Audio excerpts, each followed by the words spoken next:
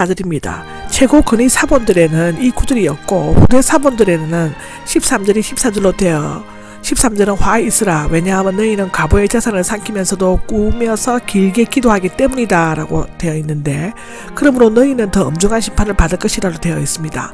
아마도 필사할 때 마가와 누가가 삽입된 것 같습니다.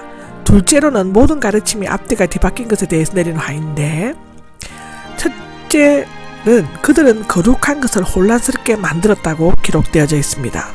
축하드립니다. 최고 근위 사본들에는 이 구절이었고 후대 사본들에는 13절이 14절로 되어 13절은 화 있으라 왜냐하면 너희는 과부의 재산을 삼키면서도 꾸며서 길게 기도하기 때문이다 라고 되어 있는데 그러므로 너희는 더 엄중한 심판을 받을 것이라고 되어 있습니다.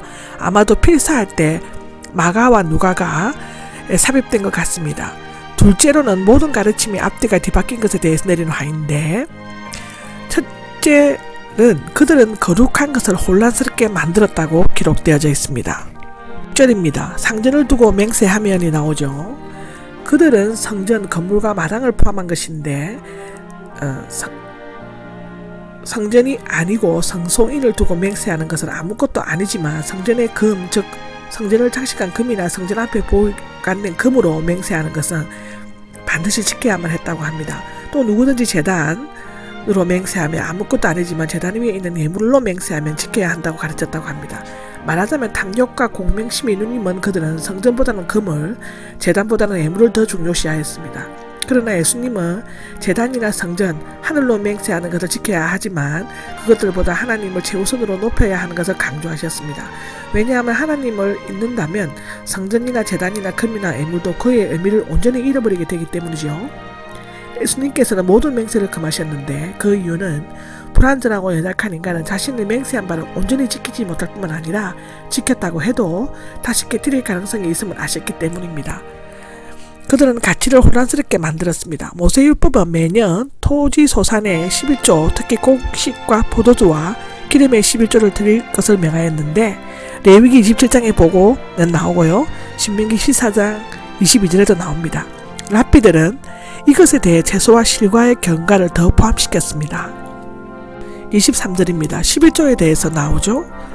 성전에서 봉사하는 제사장이나 레위인의 생활을 유지하고 가난한 자들을 구제하는 데 사용되었는데 그런 의미에서 11조는 정의와 자비의 표시였을 뿐만 아니라 자신의 수입이 하나님께로부터 받은 것임을 고백하는 성실의 정표이기도 했습니다.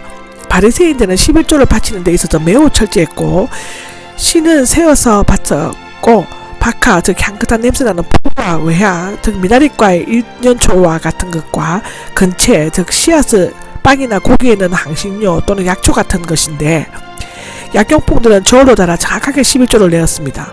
그러나 그들의 율법의 목적인 정의와 자비와 성실은 저버렸습니다. 정의는 옳은 공의, 재판, 심판, 판단을 의미하며 공평하고 정당한 것을 나타냅니다. 신명기 16장 19절, 이사야 1장 17절 나옵니다. 자비는 하나님의 사람에게 베푸는 것인데 특히 가부나 이방인, 고아 등 불쌍한 자에게 자비를 베풀 것을 의미합니다.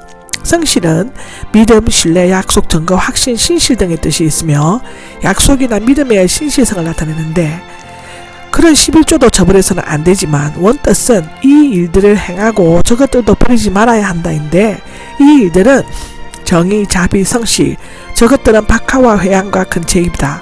예수님께서 11조에 대해 유일하게 말씀하신 구절인데요. 11조 헌금이 신약시대에는 타당성을 가지고 있음을 보여줍니다. 고린도후서 8장 1절에서 5절에 나오죠. 병행 구절인 누가에는 배자와 말 쉬운 사본은 생략하고 있습니다. 물론 예수님께서 말씀하신 것은 신명기의 11조법을 지키라는 것이지 바리새인들의 외적인 방식을 본받으라는 것은 아니었습니다. 24절입니다.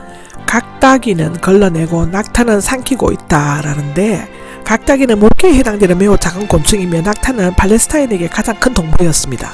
둘 다 부정한 동물로 규정되고 있는데 레위기 11장을 보시면 됩니다.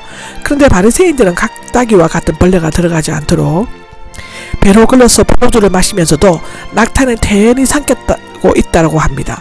걸러내고란 말에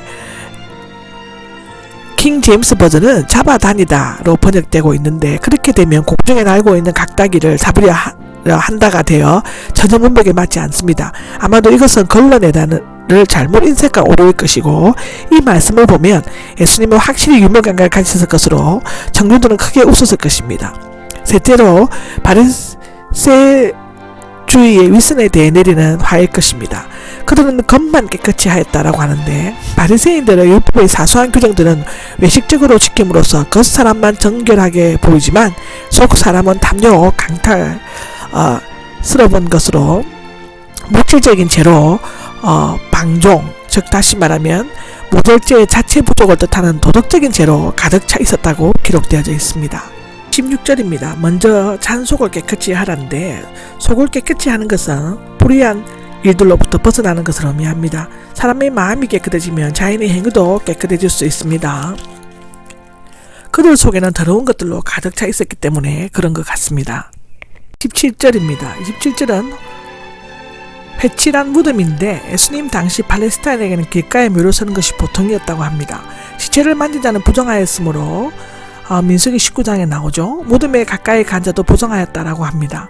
6월절이 있는 아달월, 즉 3, 4월에는 많은 순례자들이 부지 중에 무덤에 접촉하여 부정해지지 않도록 하기 위해 예루살렘과 그 주변에 있는 무덤들을 회칠하여 주의를 시켰다고 합니다. 회칠한 무덤이 겉으로 보기는 좋으나 그 속에는 시체와 뼈만 들어있는 것처럼 바리새인들의 마음속에도 외식과 불법으로 말미암은 썩은 악취와 앙상한 형식주의의 뼈들로 가득 채워져 있었습니다. 넷째로는 계속적으로 박해하고 있는 자들에게 내리는 화이라고 합니다.